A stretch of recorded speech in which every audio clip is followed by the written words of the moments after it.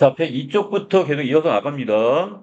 이 부분에 보시면 사회적 의제를 다루는 매체 자료 읽기 요 단원인데요. 자, 여기서 사회적 의제라는 게 뭐래요? 사회적으로 관심 가지고 우리가 논의해서 해결해야 할 수 있는 어떤 문제점 이런 것들을 우리가 사회적 의제라고 하는데, 자, 이 부분에 보시면 지금 어떤 매체, 자, 신문 기사입니다, 지금. 자, 신문 기사 안에 보니까 지금 기사 제목이, 자, 표제가 뭐예요? 해외에서는 사라지는 펫쇼. 자, 어떤 이 동물 병원이라고 해야 되나요? 동물 가게라고 해야 되나요? 가게. 자, 그래서 국내에서는 불법 유통이 되고 있다 이거네요.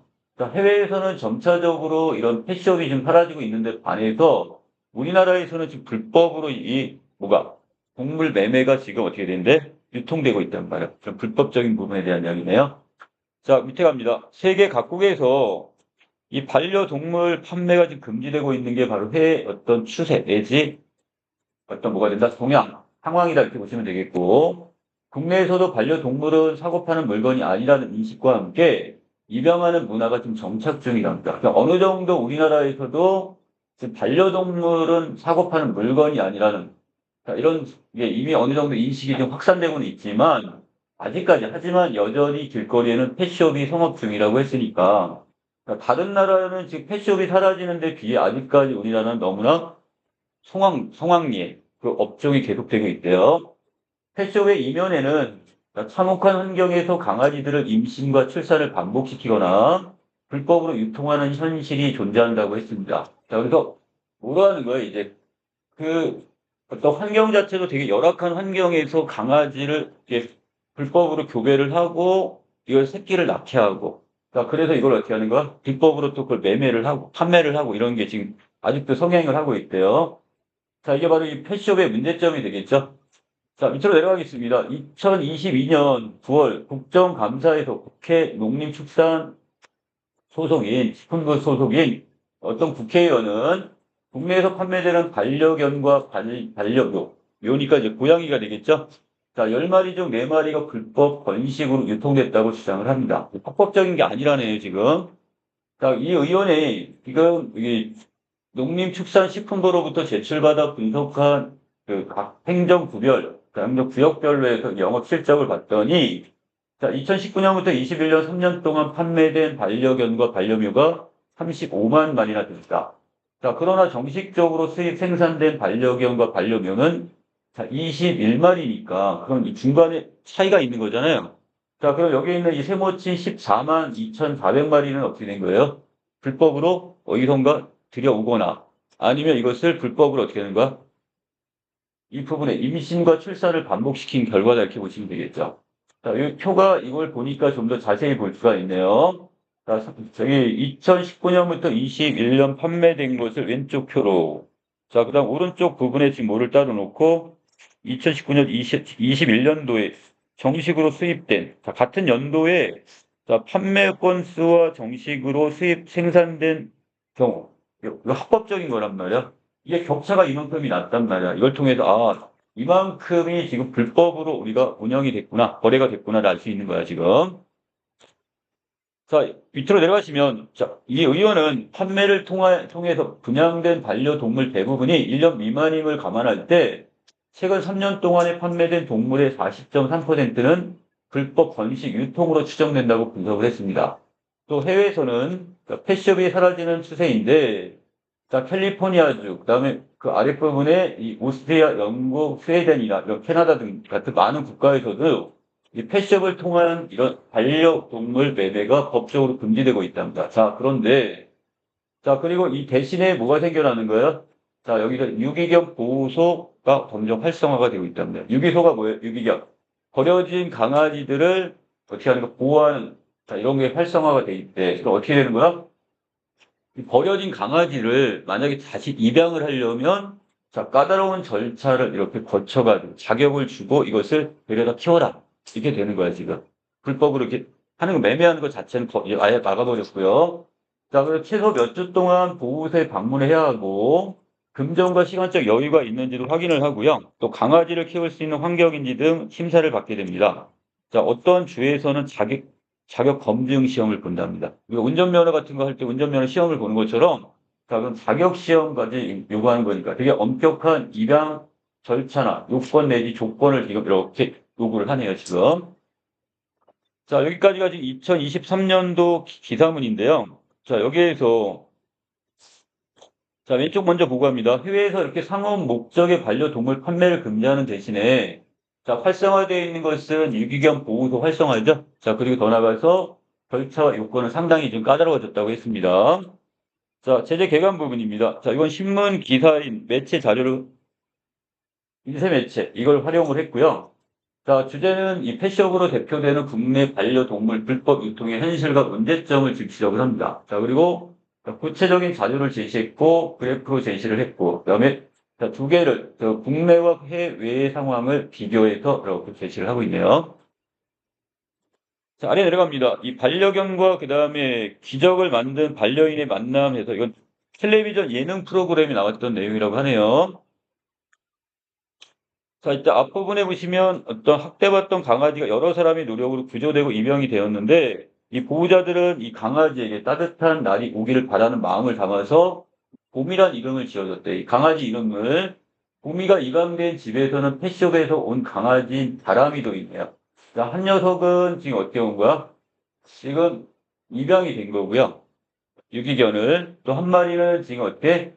자, 여기서 펫숍에서 이렇게 지금 사온 자, 강아지가 되겠습니다. 자, 그럼 환경은 다른데 이 지내는 보호자, 함께 지내는 보호자들은 동물과 구조에 대해서 자, 이야기하며 자, 사지 말고 입양해서란 말을 깊이 한번 생각해 보자고 얘기합니다.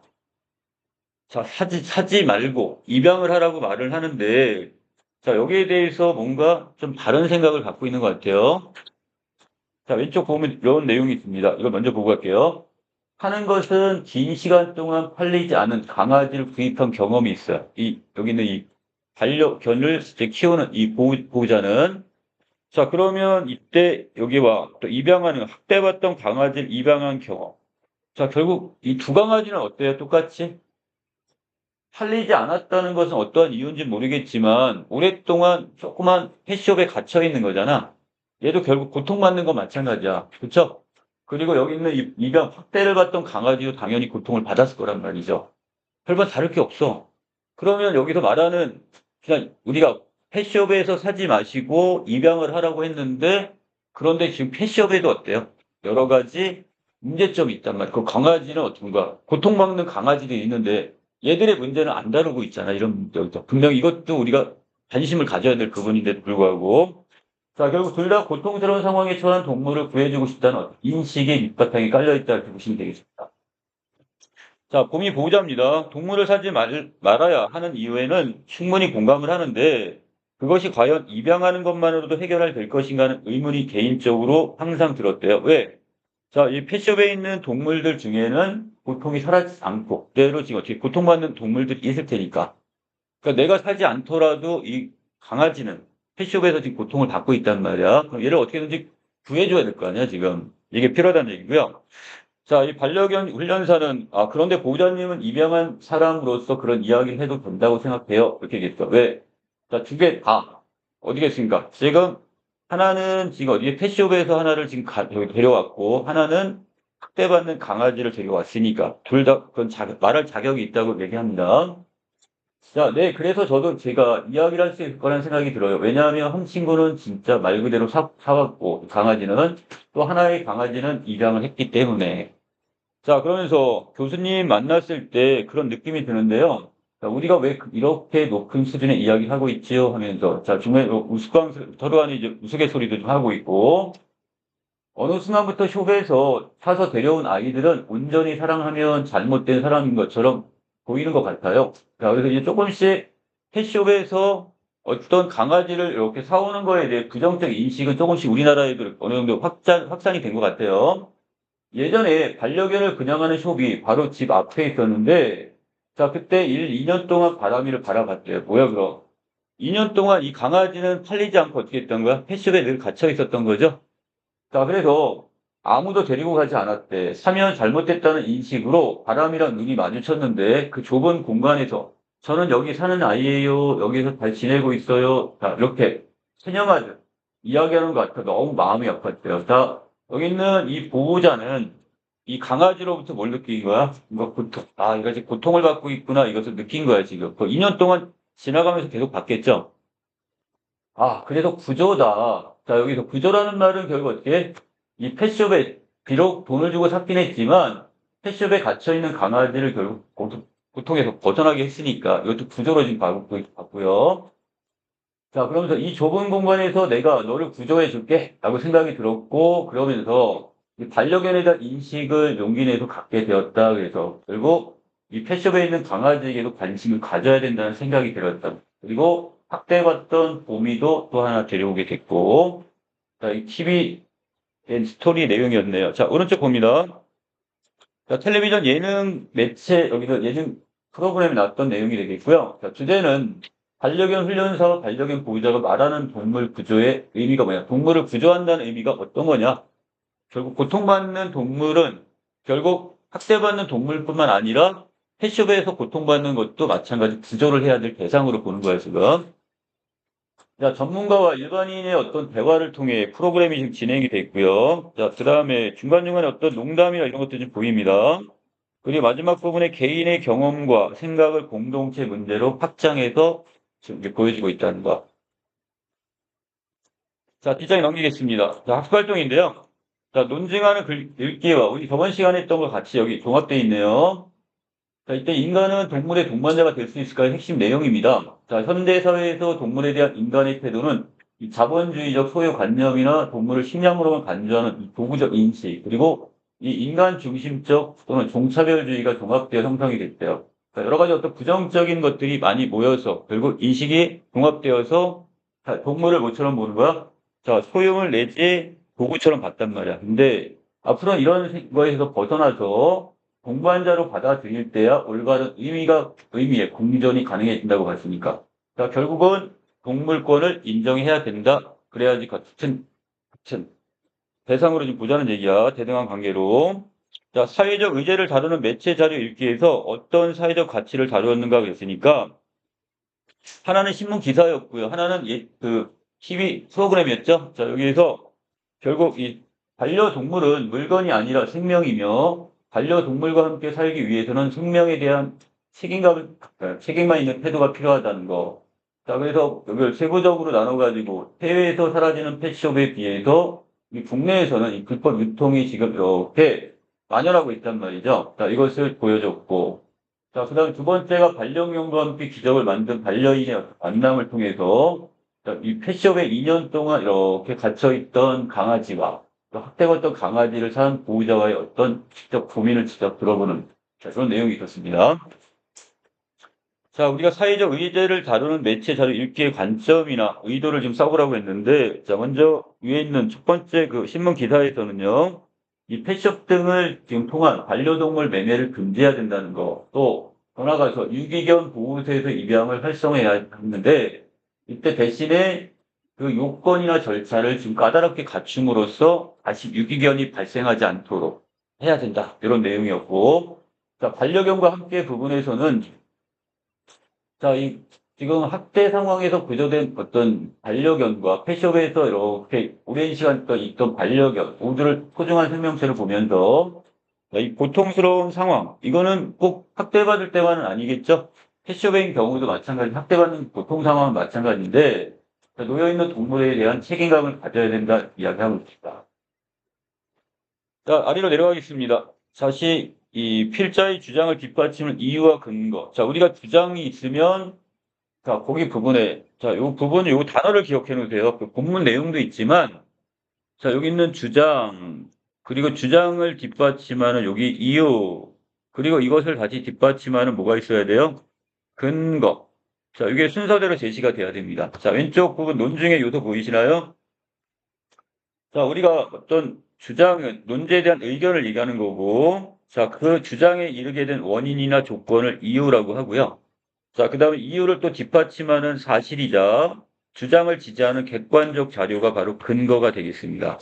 자, 그러면 이렇게 보면 되네. 자, 여기 이유는 주장을 뒷받침하고 근거는 이렇게 이유를 뒷받침하면서 또 한편으로 모두 이렇게 주장을 뒷받침하기도 한다. 자, 이렇게 정리를 해 놓으시면 되겠습니다. 자, 주장하는 내용은 인간과 동물의 바람직한 공존을 위해서 이 동물에 대한 어떤 인식에 그릇된 인식과 태도를 바꾸자는 게 주장하는 내용이었고요. 그 이유로서, 자, 왜냐하면 그 때문이다 이렇게 나와야 되겠죠? 자, 우리가 여기 있는 1번, 2번, 3번과 같은 자, 이런 것이, 자, 이런 것 때문에 이런 잘못된 인식과 태도가 결국 동물과 인간의 바람직한 공존을 방해하기 때문이다. 이렇게 보시면 되겠고요. 자, 그리고 그 근거로서 몇 개를 들었어요. 다시 1, 2, 3번 보이시나요? 첫 번째, 이 동물들을 지금 여기 저 물건처럼 취급하며 사고 파는 이런 행위나, 그 다음에 두 번째, 뭐, 반려동물의 어떤 거래 행위를 지금 처벌하는, 자, 이런 것도 일부 국가에서부터, 자, 이것도 근거. 자, 두 번째에서는 현재 식량 동물은 동물학대 금지법 적용을 받지 않는다는 거.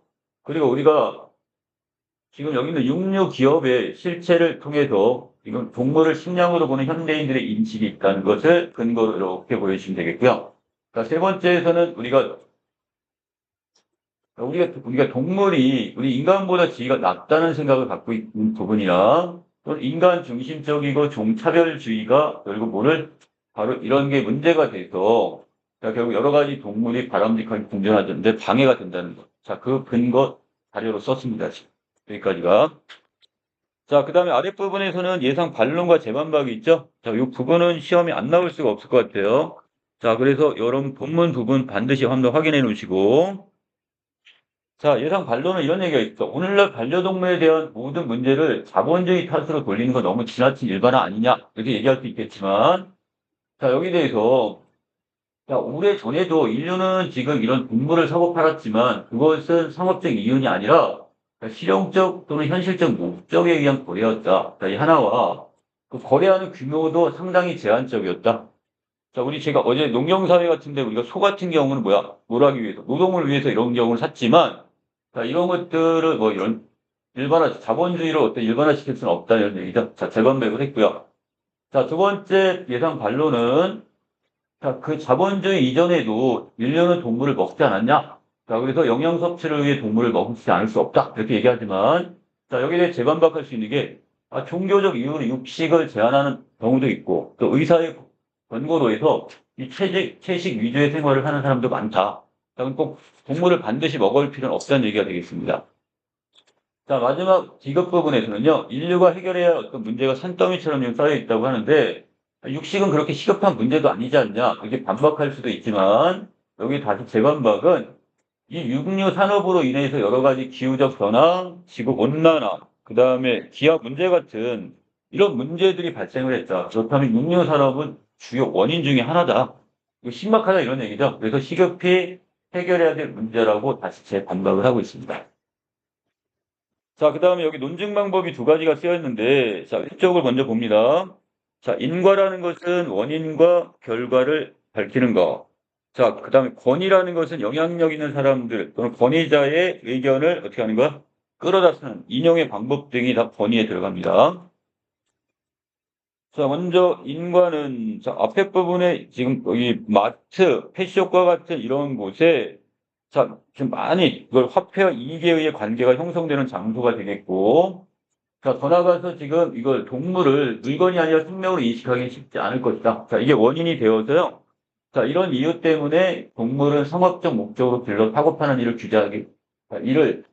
규제하는 흐름이 생겼다는 원인 결과, 인과관계네요, 이거.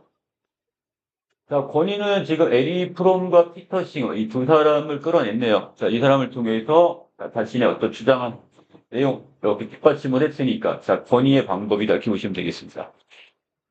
자, 내용은 인과는 결국 동물 매매 금지의 원인과 결과라는 연속적 관계를 제시할 주장을 뒷받침했고, 자, 그래서 권위는 에리 프롬과 피터 싱어라는 영향력 있는 인물의 의견을 주장으로 뒷받침을 했다 이렇게 보시면 되겠습니다.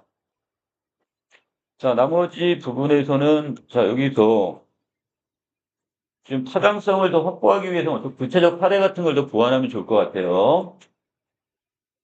자, 그리고 아랫부분에서는 결국 설문 1하고 설문 2가 이렇게 보면 자, 똑같은 거의 내용인데도 불구하고 내용이 지금 많이 달라. 그 결과치가. 자, 그 이유는 뭐 때문에 그러냐? 자, 여기 있는 위에서보다 설문 2를 보시면 태어난 동물이 경매장을 통해 펫숍에 공급되며 팔리지 않은 동물은 다시 번식장으로 보내지거나 식용견이 된대. 그리고 이와 같은 반려동물 대량 생산 및 구매 체계를 동물권 침해라 생각하십니까? 앞에 부분에다 뭘 집어넣었어요? 자, 그냥 단순하게 그만 물어보는 게 아니라, 자, 여기서 이게 만약에 안 됐을 경우는 다시 번식장으로 보내 식용견이 된다는 이 내용을 여기다 언급을 하고 나니까, 자, 여기서 지금 동물권 침해를 보는 경우와 동물권 침해 여지가 있다라는, 자, 이게 거의 몇 퍼센트, 거의 90% 이상이죠. 자, 이게 지금 두 개가 거의 다 부정적인 것으로 이렇게 지금 보고 있단 말이에요, 지금. 자, 거기에 비해서 위에 거는 조금 다르죠? 그러니까 부적절한 판매 업장이 있다 정도로 지금 보고 있으니까. 자, 여기서 뭐 일반적인 반려동물 가게일 뿐이라고 봤어요. 자, 그러니까 이 42%, 이 사람들은 반대 의견이 아니잖아, 지금. 자, 그래서, 자, 이런 설문에 어떤 시각 차이가 생긴 거냐. 자, 그것은 설문 2에서 이 펫숍에서 판매되는 동물이 처한 문제 상황을 구체적으로 설명하며 질문을 던졌고요. 자, 그리고 여기 지금 뭐가 들어갔기 때문에, 자, 구체적인 어떤 동물이 처한 문제 상황이 먼저 제시가 됨으로써, 자, 응답자는 이런 질문 내용에 영향을 받아 설문에 대한 답을 고르게 된 것으로 해석할 수가 있을 겁니다. 자, 그러면 우리가 이때 두 가지 중에 당연하게 어떤 것을, 자, 심각성, 이걸 보여주려고 한다면, 자, 첫 번째 설문지보다 두 번째 설문지를 쓰는 게 더 부적절하다고 답한 결과를 활용하는 게 훨씬 더 유리할 겁니다. 자, 그 다음에 여러분들이 이 매체 자료를 접할 때 한 가지 주의사항이 있어요. 아까 보다시피 우리가 설문지 같은 걸 쓸 때 어떤 식으로 설문지를 구성하느냐에 따라서 그 내용의 답이 달라진단 말이야. 결과치가 다. 그래서 이런 거 같은 경우는 우리가 매체 자료를 접할 때는 자, 이것이 과연 타당하게 지금 설문조사가 된 건지 아니면 이 매체 자료의 내용들이 맞는지, 의도가 맞는지를 이거 비판적으로 분석할 필요가 있습니다.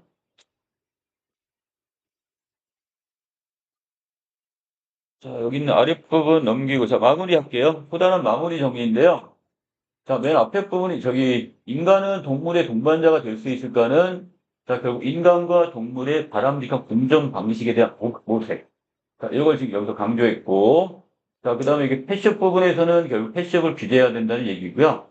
자, 그 다음에 여기 반려견과 함께 기적을 만든 부분에서는 보통의 상황에 있는 동물들은 어떻게, 그것이 펫숍이 됐던 아니면 학대받는 동물이 됐던 다 구제를 해야 한다 이런 뜻이 되겠고요. 자, 논증은 그게 어떻게 주장과 이유, 근거를 들게 되는데, 자, 이때 주장은 논제에 대한 의견이 되는 것이고, 자, 이유는 거기에 대한 근거를 바탕으로 주장을 가능하게 하는 주관적 요인, 근거는 거기에 대한 객관적 자료. 자, 이것도 나누시면 되겠네요. 이건 주관적 요인을 이유, 객관적 자료를 이렇게 근거 자료로 들 수가 있겠죠. 자, 그다음에 사회적 의제를 다룬 매체 자료를 비판적 읽기라고 했는데, 자, 어떠한 사회적 가치관을 반영하고 있는지 살펴봐야 되겠죠. 자, 관점, 의도를 우리가 살펴볼 필요가 있겠고요. 혹시 과장되거나 편향적인 부분은 있지 않나? 자, 이런 부분들을 우리가 살펴봐야 되겠고, 비판적으로. 자, 의견을 사실처럼 표현한지 살펴봐야 되겠고요. 사실처럼. 또는 자신의 어떤 의견이냐 사실이냐를 어떻게 해야 돼? 우리는 이걸 구분을 해야 되는데, 자, 그렇지 않고 의견을 자기 사실인 것처럼, 이것도 잘못된 거죠. 독자의 어떤 변화를 촉구하는지 살피고 나의 생각을 정리하는 것. 자, 이게 맨 마지막 사회 의제를 다룬 매체 비판적 읽기가 되겠습니다. 자, 여기까지입니다.